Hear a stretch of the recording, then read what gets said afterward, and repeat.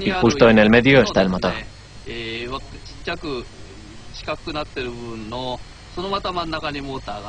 Solo mide 1/10 de milímetro. El motor completo tiene 1/10 de milímetro de longitud y 7 centésimas de grosor. El dominio de la fuerza electrostática ha permitido al profesor Fujita construir un motor capaz de 10.000 revoluciones por minuto. Fue emocionante que girara. Así supe que el diseño básico estaba bien. Pero en el momento de conectarlo pensé, gira, gira. Deseaba que girase.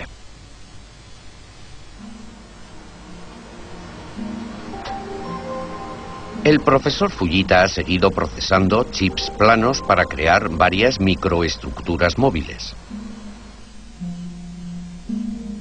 Estos dos brazos en forma de peine están unidos y montados por medio de electricidad estática.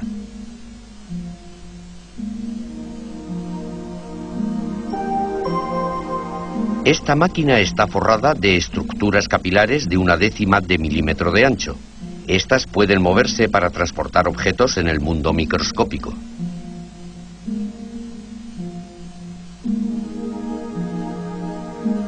Investigaciones como esta han probado que se pueden activar piezas mecánicas fijas.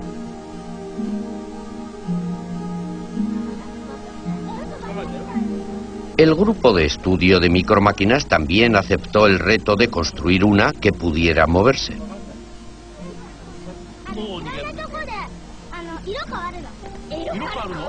A la cabeza del proyecto estaba el profesor Hirofumi Miura. Este empezó estudiando el movimiento de los insectos.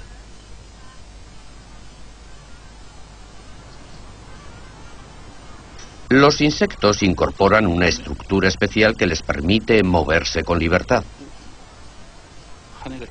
Para diseñar micromáquinas se impone un método completamente original. No se parece en nada al diseño de la maquinaria convencional. Con un método distinto podemos crear máquinas completamente nuevas. Al menos eso es lo que creo. El estudio de los insectos es una de las vías.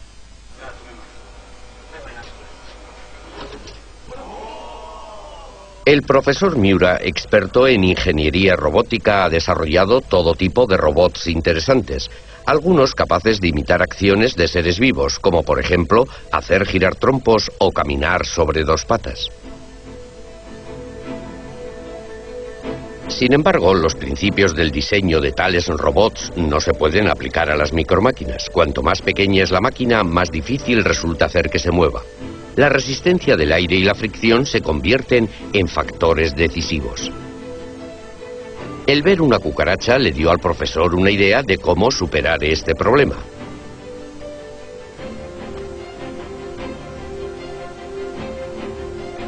Tomé el concepto de un robot insecto a partir de una cucaracha.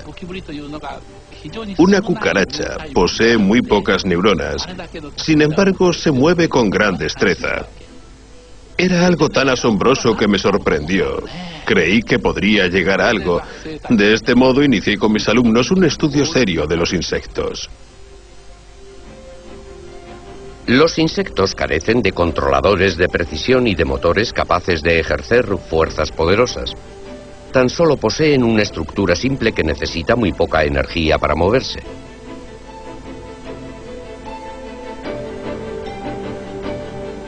Las antenas, alas y patas de un insecto son capaces de sutileza de movimientos.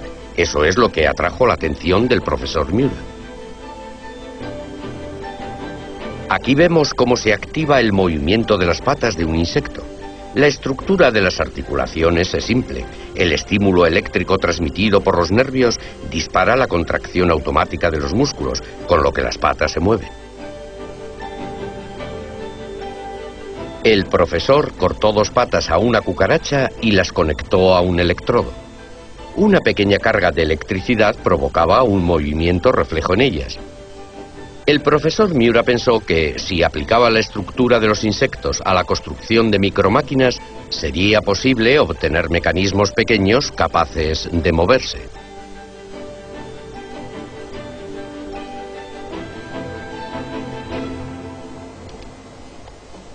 Empezó a producir modelos de prueba basados en el estudio de los insectos.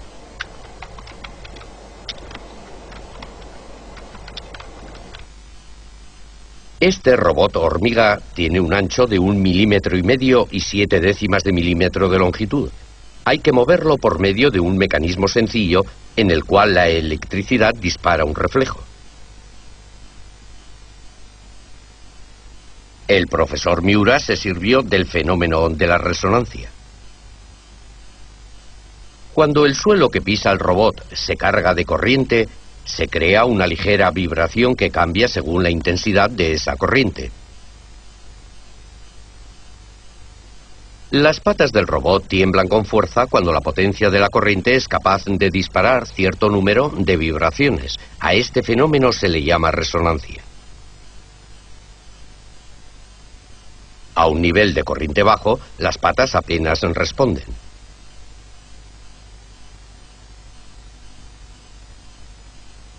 Con este método, las patas izquierda y derecha se pueden mover de modo independiente. La estructura de la pata izquierda del robot hormiga es ligeramente distinta de la derecha. De este modo, ambas reaccionan a distintos niveles de corriente.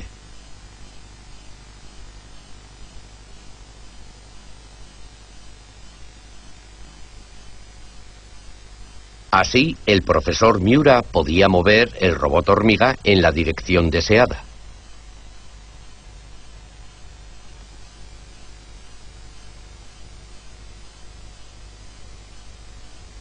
Las máquinas convencionales se han desarrollado desde la perspectiva humana. Hemos aplicado principios humanos al diseño de las máquinas. No intervenía ningún otro factor. Sin embargo, el mecanismo de los insectos es completamente distinto. Ahora empezamos a entender esos mecanismos y ahora podemos generar principios de ingeniería completamente nuevos.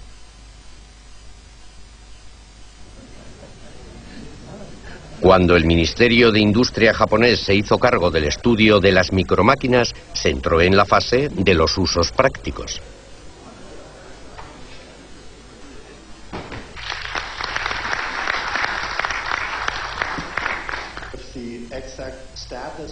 Se celebró una cumbre sobre micromáquinas en abril del año 2000. A ella acudieron personas de varios países que habían aceptado el reto de la fabricación de micromáquinas. Tanto como sea posible, de modo que esta es... La investigación realizada en Japón despertaba gran interés. La micromáquina más reciente en este momento. Más de 20 corporaciones japonesas se han lanzado a este camino tecnológico y son pioneras del nuevo mundo de las micromáquinas.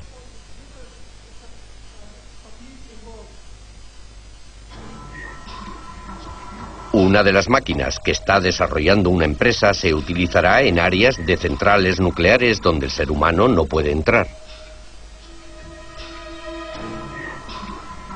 Puede utilizarse un robot de 6 milímetros de altura para examinar tuberías. Una serie de estos robots puede formar un anillo y subir por una tubería concreta.